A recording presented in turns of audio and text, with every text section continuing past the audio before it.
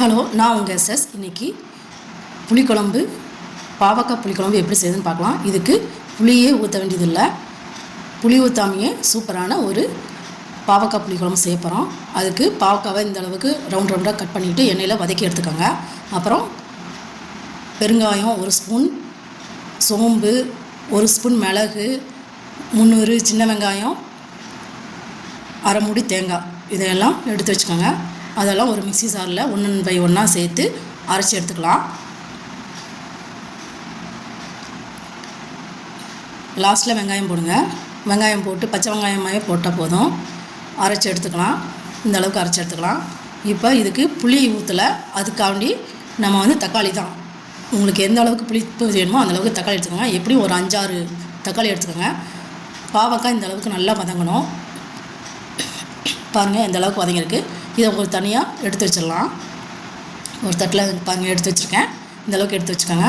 அப்புறம் அதே எண்ணெயில் நம்ம வெட்டி வச்சுருக்கிற சின்னதாக வெட்டி வச்சுருக்கிற தக்காளியை சேர்த்துக்கலாம். சேர்த்துட்டு ஒரு 3 நிமிஷம் நல்லா வதக்கி விடுங்க.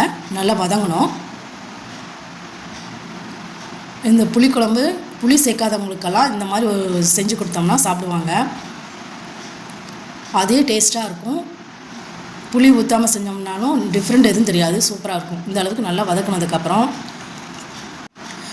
மஞ்சத்தூள் 1 ஸ்பூன், தனி மிளகாத்தூள் 1 ஸ்பூன், மல்லித்தூள் 1 ஸ்பூன், குழம்பு மிளகாத்தூள் 2 ஸ்பூன் சேர்த்துக்கோங்க. சேர்த்துட்டு அந்த தக்காளி அந்த இதிலையே வதக்கி விடுங்க. ஒரு 2 நிமிஷம் வதக்கி விடுங்க. நல்லா வதங்கணும். இது செய்கிறது ரொம்ப சிம்பிள் தான்.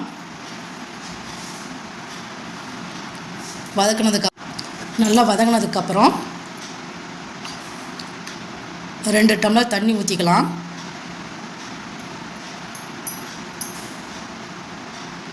தண்ணி ஊற்றிட்டு ஒரு தடவை நல்லா கலந்து விடுங்க.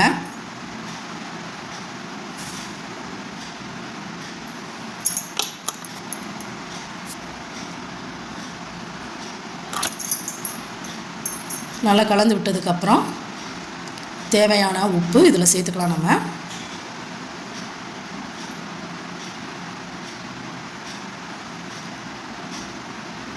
நல்லா இந்த அளவுக்கு கொதிக்கணும். கொதித்ததுக்கப்புறம் நம்ம வதக்கி வச்சுருக்க பாவக்காவை சேர்த்துக்கலாம்.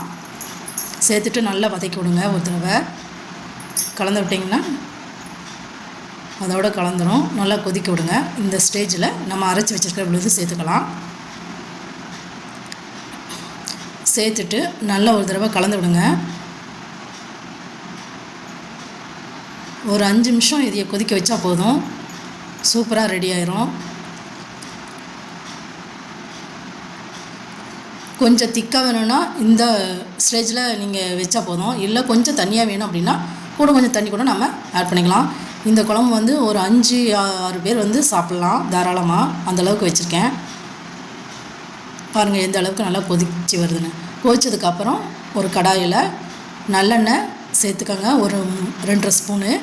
நல்லெண்ணெய் இல்லைன்னா கடலெண்ணெய் கூட நீங்கள் சேர்த்துக்கலாம். 2 ஸ்பூன் சேர்த்துட்டு நல்லா காய விடுங்க. காஞ்சதுக்கப்புறம் 1 ஸ்பூன் கடுகு சேர்த்துக்கலாம். கடுகு நல்லா பொரியணும். கடுகு நல்லா பொரிஞ்சதுக்கப்புறம் 10-15 பூண்டு சேர்த்துக்கலாம். பூண்டு சேர்த்ததுக்கப்புறம் 1 ஸ்பூன் வெந்தயம் சேர்த்துக்கலாம். பூண்டு கொஞ்சம் பொன்னிறமாக வதங்கணும். நல்லா வதக்கி விடுங்க. அப்புறம் நம்ம சின்ன வெங்காயம் ஒரு 10 வெங்காயம் பொடியாக கட் பண்ணி வச்சுருக்குறோம். பூண்டு நல்லா பொன்னிறமாக வதங்கணும். வதங்கினதுக்கப்புறம் நம்ம வெட்டி வச்சுருக்கிற வெங்காயத்தை சேர்த்துக்கலாம். ஒரு கொத்து கருவேப்பிலையும் சேர்த்துக்கலாம். சேர்த்துட்டு நல்லா வதக்கி விடுங்க. இந்த அளவுக்கு நல்லா ஒரு பொன்னிறமாக வர வரைக்கும் வதக்கி குழம்புல நம்ம சேர்த்துக்கலாம். சூப்பரான பாவக்காய் புளிக்குழம்பு ரெடி. தேங்க்யூ ஃபார் வாட்சிங். சப்ஸ்கிரைப் பண்ணுங்கள், லைக் பண்ணுங்கள்.